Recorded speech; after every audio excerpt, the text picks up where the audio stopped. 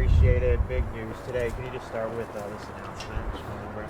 Yeah, so earlier today, about 11:30 this morning, we got our results back from our lab. The results all came back negative, which is a good thing. Okay, so all of the samples that we collected, the 14 samples within our distribution system, the last 2 days have come back negative for any potential bacteria, and therefore we've lifted the boil water advisory. How would you describe the last couple of days for you guys? It's been stressful. It's a little stressful, but at the same time, we prepare for situations like this. We do emergency exercises to be able to make sure that our teams are able to respond in an appropriate, timely manner to make sure that we're getting water out to our customers. In this situation, with it being a boil water advisory, we do practice these types of things, not actually physically, but through a tabletop exercise, and we often communicate and invite Eagle into these opportunities to test these situations and go from there. And Wayne, people wondering, do I have to do anything to my water now that this is lifted? What should they know? So if you've been using your water regularly through your faucets and stuff like that, and using it to boil water and stuff like that, you really don't have to do anything. If you have any specialty systems in your house, like filters and things like that, you're going to want to take a look at the instructions that came out with us. Maybe change your filter, stuff like that. If you've avoided using water altogether through some of your faucets, make sure you take the aerator off, flush your lines for a few minutes, and then place the aerator back on. But like I said, if you have been using water regularly, you should be fine, good to go. Cause something? We are going to do an internal investigation. Obviously, we do what we call after-action reports. Not only look at how we responded, but how the system responds. I've been through enough of these through the years. Obviously not of this size and magnitude, but anytime there's something like this that happens in the system, there's always something that we can do for future events and operations that can make the system respond in a more robust manner to be able to withstand some types of issues like this. Any peers? I'm sorry. Any lessons you guys learned from this? Honestly, I think our team did an excellent job in responding. You know, the timeline that we had, being able to get a boil water advisory out as quickly as we did on Sunday, I thought was excellent on our team's part. Overall, the repair was done on Monday, and we've done our boil water samples. We've talked with Eagle. Every step along the way, I think we've done a really good job. The communication to the public, the feedback that we got last night at the commission night out, and the appreciation that they shared with us, for being able to respond and stuff like that, the way that we did, it means a lot. It really does mean a lot that there's a sense of appreciation and collaboration with the community in an event like this. Is there anything externally that happens at this point? Does Eagle come and go over things with you guys or anything in that manner? We're going to do our after-action report, and once that's complete, we will sit down with Eagle and talk through it.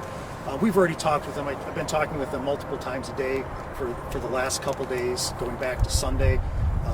They're more right now. They want to make sure that the water's safe, which it is. We've been monitoring chlorine residuals at each one of our locations that we sampled at, and everything is within the normal parameters of what our typical monthly operating reports are when we submit those to Eagle. People under water bills, what does this mean for them during this time? At this point, everybody's had access to water. Although it's an inconvenience to have to boil the water, at this time we're not anticipating issuing any credits on the bills.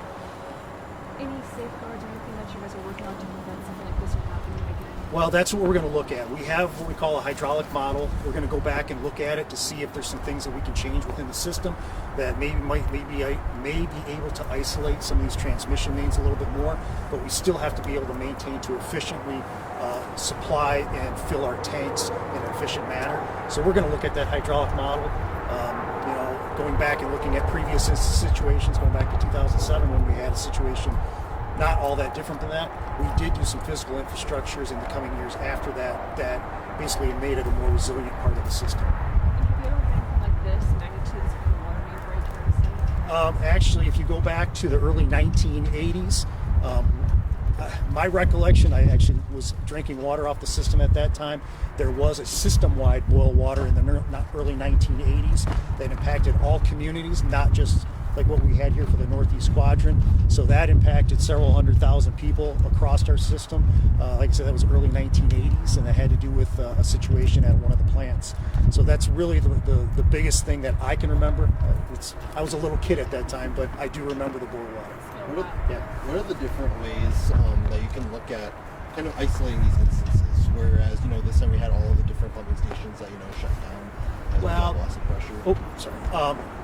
It's a difficult. The system is a very complex system. We've got about a dozen different pressure districts that are in our system, and because of those different pressure districts, they all act in a different way. So when in a situation like this, we also have a Franklin pump station which feeds our east high pressure, as does Livingston and Dean Lake, but they also kind of act in series. Okay, so when one of the key cogs is compromised, it has an impact further down the line. And that's really what happened in this situation. Franklin pump station did a great job keeping up the best that it could, and also supplying water back into the east intermediate the best that it could at the time. So we're going to look at it. We'll look at the model. We're going to do that internal assessment.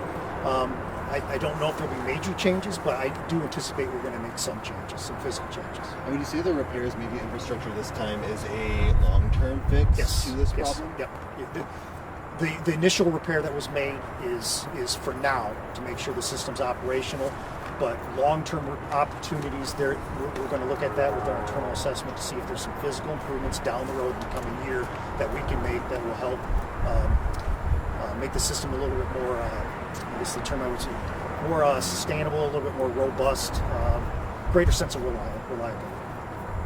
And so would you be able to elaborate a little bit on the road potentially aging infrastructure had in this incident? I'm not going to get into that because in a system as old as ours, we're over 150 years old. We've got aging infrastructure across the system. We've had main breaks this winter. Some of those, have been a little bit more major than others.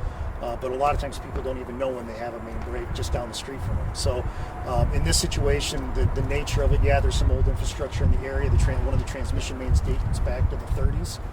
So therefore, there is some old infrastructure in that area. But with that said, there's still some improvements we think that we'll be able to make long-term in that general area of the system. Do you know if it's related at all to the expansion of the Livingston pump station recently? No, I don't believe it's tied to that at all. That expansion at the Livingston pump station was designed to help us get out of the Colbert pump station, which is an aging piece of our infrastructure as well. It helps us consolidate it, plus it was an energy savings thing for us too by making that expansion. Would you be able to describe the timeline of your review and investigation? I can't at this point. Later this week we'll have an internal meeting, and it could take, days, it could take weeks, but we'll have something eventually.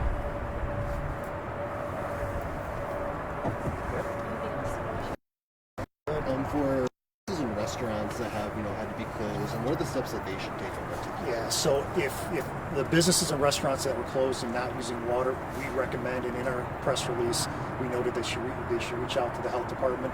Health department oversees all health requirements within the restaurants.